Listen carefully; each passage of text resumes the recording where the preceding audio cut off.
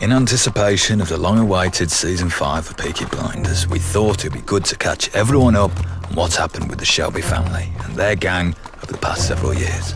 It's been quite a tumultuous time after all. Right then, so, we're going to run through the main characters of Season 1 before we dive in, and we're going to do it quickly. Very, very quickly. And here we go.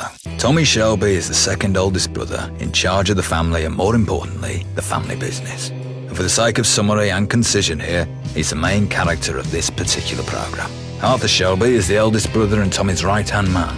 John Shelby is the third oldest and is also deeply involved in the family business. Then we've got the sister, Ada Shelby, her communist fiancé, Freddie Thorne, and also their aunt, Polly Gray.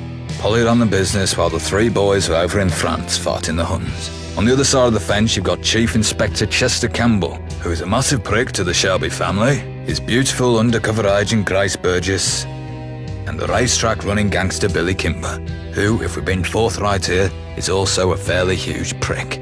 Oh, and also they're called the Peaky Blinders because they sew razor blades into the brims of their caps to use as a weapon. Properly badass.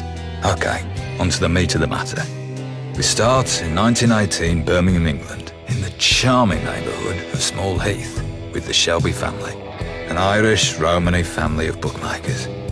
We already know about them. As we discussed, the three eldest brothers run the Shelby Company Limited, after all returning from fighting in France during the Great War. You probably know it as World War I, where Tommy won several medals for valour. Birmingham is an industrial and downright gritty place, and most of the people who live there are hard labourers, steel workers and boatmen and the like. But not the Shelbys. The Shelbys have shirked their humble beginnings and are now de facto bosses of the city in which they were raised. Tommy wants to knock off the main racetrack bookmaker in the region, Billy Kimber, to make the Blinders the largest bookmaking operation around, and sets out an elaborate plan to enact this, beginning of course with stealing an enormous cache of machine guns, which are quite new and fancy and very hard to come by at this time, as well as a full lorry's worth of ammunition from the local BSA factory. Since it's suspected that the Peaky Blinders were behind the robbery, if you see any guns, check the serial numbers against that list. The IRA, communists and British government, in the form of Major Campbell, are all in town looking for them, and are looking for them very hard indeed, with great purpose. What bloody guns, Tommy? Now at this juncture, Tommy purposely starts a war with the Lees, another travelling Romany family, and proceeds to use the hidden guns as leverage to play all the parties off against each other. What's our mission, boy? To stick it to the Lee family, Arthur! Basically, everyone wants the guns, but only Tommy knows where they're hidden away. Well, you get the idea. He's basically untouchable under this particular arrangement. And I'm in your hands, completely. But if you marry her, our family and the Lee family will be united forever, and this war will be over. Now it's up to you, John. War. Peace. But after an encounter with the IRA at the Peaky-owned pub, the garrison goes awry, and ends with two extremely dead Irishmen on the floor. Tommy is betrayed by his barmate Grace, who, as I mentioned earlier, is an undercover officer working for the Chief Inspector and the fucking Crown. So the government recovers the guns, effectively destroying his hand. Tommy is properly fucked. With the investigation into the missing guns all wrapped up, Major Campbell declares his love for Grace, but she rejects him, as he later learns that she's fallen for Tommy during her time undercover, which of course the Major is not too pleased to hear. With the IRA dealt with and Winston Churchill recalling the Chief Inspector to London, but also with no leverage to speak of, the Shelby family seeks a new way to protect themselves from Kimber and his frankly much larger operation. After much rumination and whiskey, Tommy settles on John marrying a Lee daughter, unbeknownst to John, unfortunately, but meaning that the Shelbys and the Lees are now allied, which is fantastic news from an organisational security standpoint. Yeah, right. The boys seek to stand off against Kimber at the racetracks way out of town, but are betrayed again. And with the Lee clan en route to the wrong location, Kimber and his men come to Birmingham, right to Small Heath, to kill the Blinders. And of course, there are no coppers about because Major Campbell has recalled them all from the streets. A tense standoff in the street is ended when Kimber opens fire, clipping Tommy and killing Danny Wisman, good man. Tommy promptly puts a bullet in Kimber's head, declares that they've fought this war one-on-one and that Kimber had lost. Everyone then disperses. Now for the big Season 1 cliffhanger, which I for one don't think anyone saw coming. In the final scenes, we see Detective Campbell, Humiliated and furious, Grace has fallen for Tommy and not him. Raised his pistol to her face on the train tracks, cut into black before we heard a single gunshot. What the fuck? Did he kill her? Apparently, we'll have to wait. But no need to wait too long because, hey, we're already back with Season 2 of Peaky Blinders, or at least a brief little retelling of it. We've got all the same characters as Season 1, with a few new additions. Finn Shelby, who is no longer a small child but a teenager, nearly a man, learning the family business. Michael Gray, Polly's estranged son, and Esme Lee, now Shelby, the shotgun bride of John from the previous season. We've also got Alfie Solomons, the leader of the Jewish gang down in London, and of course, Darby Sabini, volatile leader of the Italian gang that controls most of England's capital city. And just a nasty little fellow all round. Remember a few minutes ago when I told you that Chief Inspector Campbell tried to shoot Grace at the train station? Well, guess what? That sneaky lass has a hidden purse gun, and she shot first. Seriously, but not mortally wounding him, such that he walks with a limp and a cane now. Sometimes that's the way it goes, and he's a complete tosser anyways. So, onto the main event. Several years later, we find the Peaky Blinders in Birmingham Small Heath, with Shelby Company Limited running smoothly and making a lot of money. But almost immediately, I mean like first few minutes of episode 1, the Garrison, Tommy's pub, is blown up by the IRA, who it turns out are interested in having him commit a murder on their behalf. Hell of a way to get a man's attention. Tommy also decides that this, of all times, is the time for the Blinders to move into London, where the rival Italian and Jewish gangs are engaged in a brutal turf war. Suffice to say, there's a lot going on for the Shelbys at the moment. You blew up my pub. Which is not lost on Polly and Esme, who are not really on board with the rapid expansion plans that Tommy has unilaterally begun. On a brighter note, Tommy discovers the child that Polly had taken from her when she was young, a teenager named Michael, and the two are, with some trouble, reunited. I think she might be my mother. After a tense negotiation, Tommy agrees to ally with Alfie Solomons and his Jewish gang, and the Blinders start taking over London swiftly and without mercy. Bottle of fries from Mr. Sabini. Alfie had invited a horde of wild animals and unlocked the fucking gates. My face is the last thing you'll ever see on Earth. In the meantime, a faction of the IRA has allied themselves with Major Campbell, who is tasked by Winston Churchill with the assassination of a British military official. And it was decided that Tommy is to be the triggerman. There are fucking rules for a fucking reason. Quite simply, they have to be obeyed. Right? The gang heads to London to buy a horse and carry out the task at hand, Thomas Shelby. and are attacked by Sabini's men, killing or wounding all of the assassins. As it turns out, Sabini's triggermen were no match for Arthur and John's rage. The Pro Treaty, Paddy's and the King want the same man dead. After a night of violent revenge against Sabini, This place is under new management. By order of the Peaky Blinders. Blinders are betrayed by Alfie in favour of Sabini, and Arthur is framed in London for the murder of Billy Kitchen, a Blinders lieutenant, and sentenced to the gallows. Back in Birmingham, Michael is arrested by Campbell due to the spite he holds for Tommy and his brothers. Tommy is able to strike a deal with Major Campbell for Michael and Arthur's freedom, even though his eventual plan is to betray Tommy upon the completion of his assassination task. You see, Campbell is intent on blaming the assassination on a specific faction of the IRA, which would spark an all-out civil war back in Ireland. John blows up the residence of Tommy's target, making it possible to move the actual assassination to the location of Sabini's biggest horse race. At the race, Tommy is approached by Grace, who has returned from America to tell him that the child she is pregnant with is his. Tommy departs to kill the military official, while Polly corners and kills Major Campbell with a single shot to the heart. Don't fuck with the Peaky Blinders. The ensuing panic draws all the police away from the track, and the Blinders move in to take over the betting operations. Unfortunately, Tommy is abducted by 3 IRA members in police uniforms, under the orders of the now deceased Campbell. But as he stands over a rural grave waiting to be shot, one of his would-be assassins shoots the other 2, informing Tommy that Churchill still needs him in the future. Overwhelmed with emotion, Tommy sets off home to propose to Grace, telling no one of what just happened. And there we have Season 2.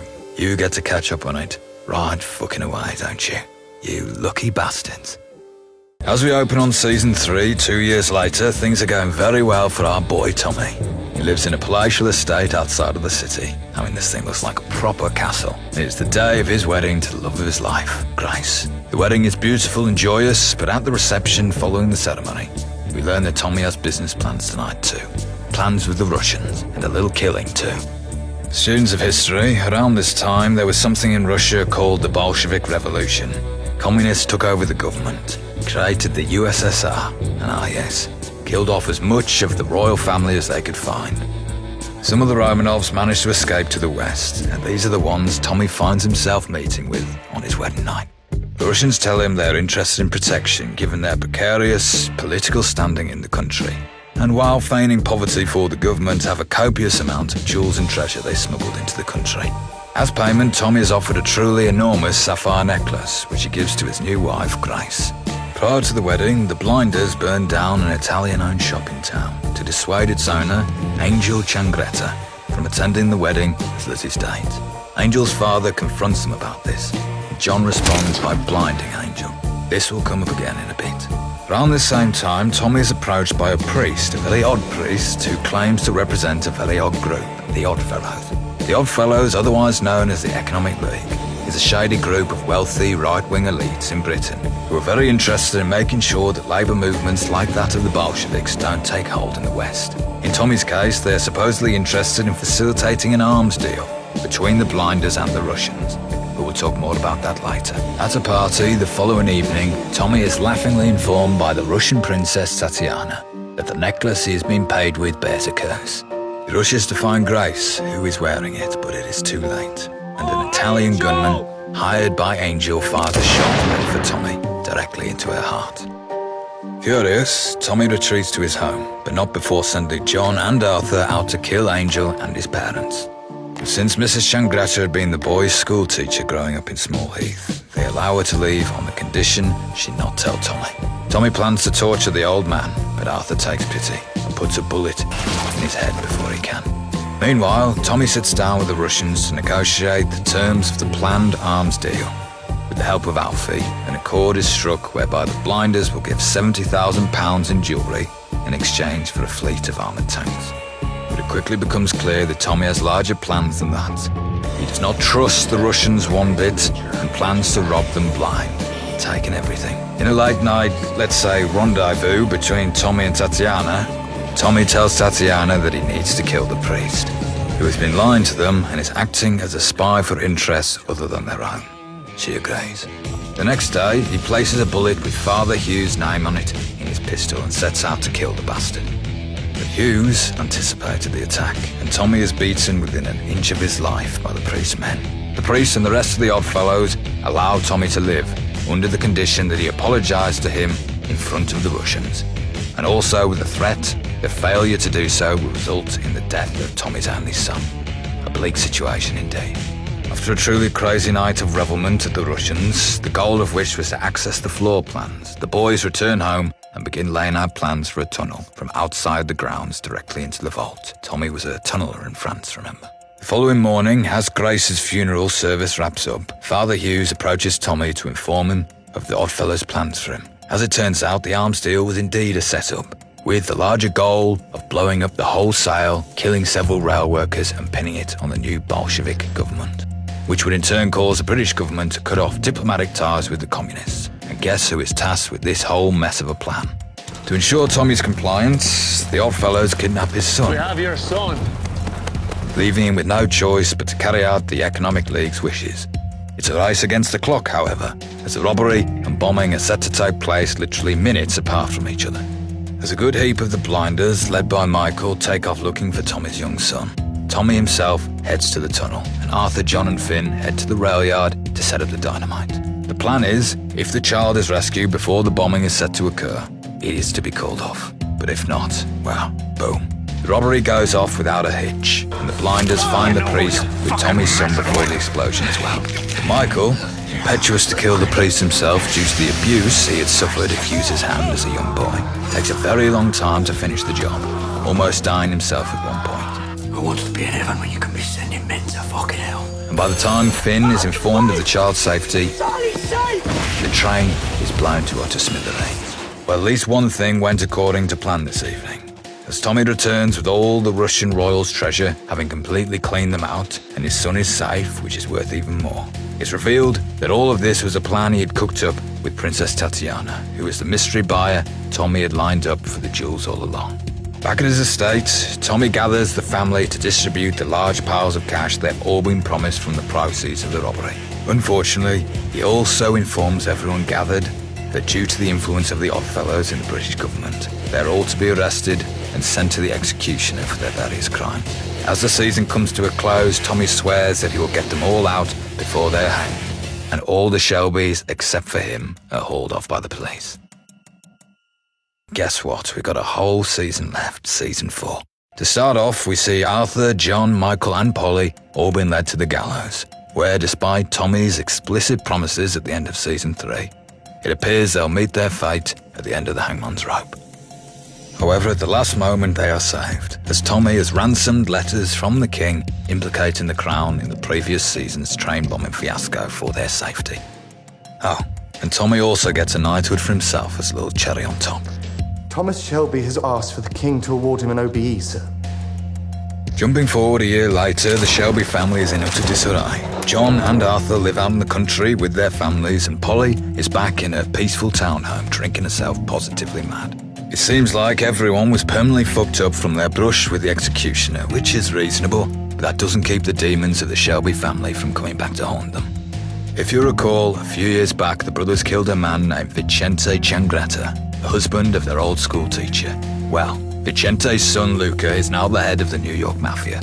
Yes, that mafia. And has come to England to declare vendetta on the Shelbys, and heralds this by delivering a black hand to everyone. It's a mafia practice whereby if you receive one, you are properly fucked. After killing a mafia spy in his estate's kitchen staff, Tommy makes a decision that the entire family is to move back to their old neighbourhood of Small Heath in Birmingham, where they can be protected by the locals who are loyal to the Blinders. Everyone but John agrees, and while Michael visits him in his rural home to convince him to change his mind, they're ambushed by Luca's Tommy gun-wielding hatchetman, leaving Michael seriously injured and John dead. Tommy also enlists the help of fellow Romany named Abraham Gold, who we quickly learn is a ruthless killer and father of an excellent young prize fighter. Abraham sets out to kill as many Italians as he can, and quickly dispatch 4 of Luca's men, 2 at John's funeral and 2 in an outright ambush in the Ciangretta car as it passed through the woods. Luca himself escapes unharmed and absolutely spitting mad. The next day, a labour dispute leaves one of Tommy's factories unguarded, and 2 mafia hitmen enter through the back door looking to kill Arthur. Luckily, Arthur is a fucking maniac and kills them both. One of them by hitting him with a hammer and then drowning him in paint. Very Arthur, I think we can all agree. Tommy has also recently grown his liquor exportation business. Remember, there's prohibition in the US at this time, and is now making gin, a popular drink amongst wealthy American women at the time. But more on this in a tick. The family learns of a plot to lure Arthur to an apartment of a family enemy, and sets up a trap for the mafia assassins. But sometimes even the Blinders get their information wrong, and it turns out Luca has taken his men to the hospital where Michael is convalescing. Killing the guard posted by the room, Luca storms in and places a pistol to Michael's forehead, but instead of pulling the trigger, informs him that he is to be spared. Although it is somewhat unclear at this point, it seems that Polly has struck a deal to give up Tommy in exchange for her and Michael's lives. Boy in the hospital's out of bounds, and I'll ask you to spare Finn and Arthur. In return for what?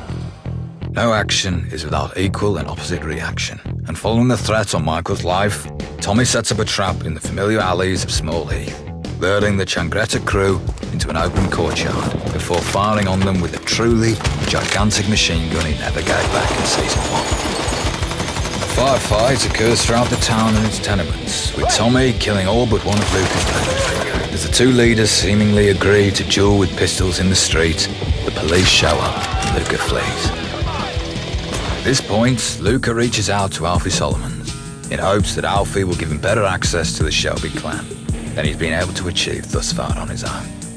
Alfie's nephew is set to square off against Abraham Gold's son in a boxing match, and Luca pays Alfie for access to the venue where the entire Shelby family will be. As the day of the bout approaches, the family is tense but generally excited for the fight, aware of the still present threat after the match begins. Arthur follows a suspicious-looking man into a back hallway and is ambushed and seemingly killed.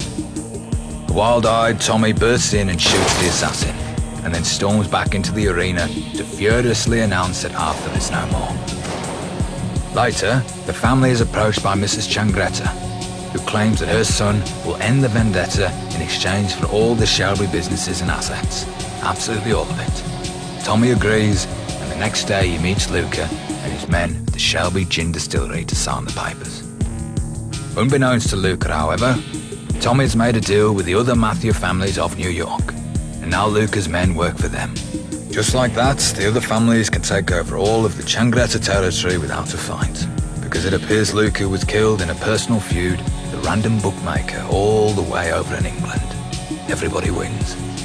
Except Luca, of course, because moments later Arthur bursts into the room, his death having been a hoax, and shoots Luca right in the forehead, as he had promised he would in vengeance for John's murder. With the war over, Tommy decides it's time to move on to new business. Offering valuable information on the Communist Party, and betraying a few close friends in doing so, Tommy is granted a role in Parliament. In the final moments, we see him and his family descending the steps of the State House, prepared to take on this new chapter in the Shelby family's future. And that's that, folks. We'll see you soon in the first episode of the much-awaited Season 5, by order of